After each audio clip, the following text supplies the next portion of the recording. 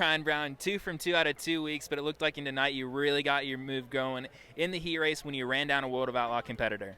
Yeah, we were good really all night long there. The Casey's General Store FEP car's been good here every time we've hit the track since practice night. And to start sixth and win that heat, that's just good confidence going into the Knoxville Nationals, knowing that, hey, you're going to start eighth in the heat and you got to get up through there. But I was a little nervous there towards the end of the A main. We on the red there, it was blowing up. It had lost a cylinder at that point. So I'm riding around there in the caution, and the car owner saying, "Pull in, you dummy."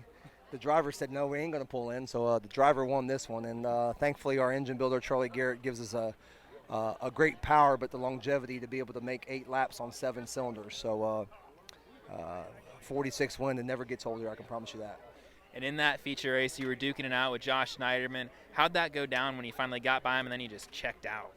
Yeah, I really wish Josh. That's such a great family. I mean, that's really what sprint car racing is about. His dad, and him and his brother, they've been involved in this sport at Knoxville for a long, long time. And he's a really good race car driver. He just had some bad luck and not the right opportunities, and everything hasn't lined up. He will win a race.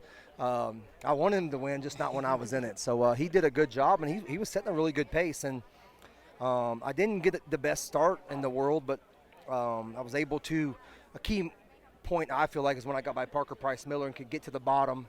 Because I had to rail the top because Parker was there. Once I was able to get to the bottom and start and kind of make some hay there and then get kind of going. And then me and Kerry had a good battle. And then I thought I had the lead there. Then the red come out. And then you just never know what's going to happen at that point. It's maybe he gathers his thoughts and moves his line or whatnot. But he did a good job. And once we got the lead, just prayed and hoped and watched a scoreboard and seen 5 laps and 3 laps and 2 laps. I'm like, is it going to make it? And thankfully it did. So what a great crowd. The Duncans, again, such an awesome track. And 2 weeks in a row, I feel like it's probably the 2 best tracks they've had in a long, long time. And hat goes off to them. And like I said, everybody on the Casey General Store team, FEP team does a great job.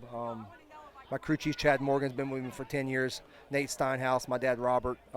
My grandpa, George, was here tonight, which is we just lost my grandma here a couple weeks ago. And he has not been able to come for probably 3 years because he stays home and takes care of her. So I said over the PA or the house mic, it's like just a little bit of a calm feeling goes over me when he's in my pit area.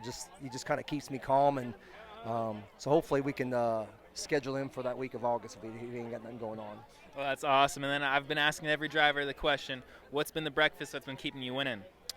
I usually just hit the Casey's General Store pizza with a 22-ounce Casey's coffee. That's what gets me going, and then a Reese's Fast Break to wash it down. All right. Well, thank you very much, and best of luck next week. What's yours? What's Vegemite toast. Oh my goodness, you are one of those guys. Dang right. Thanks, Brian.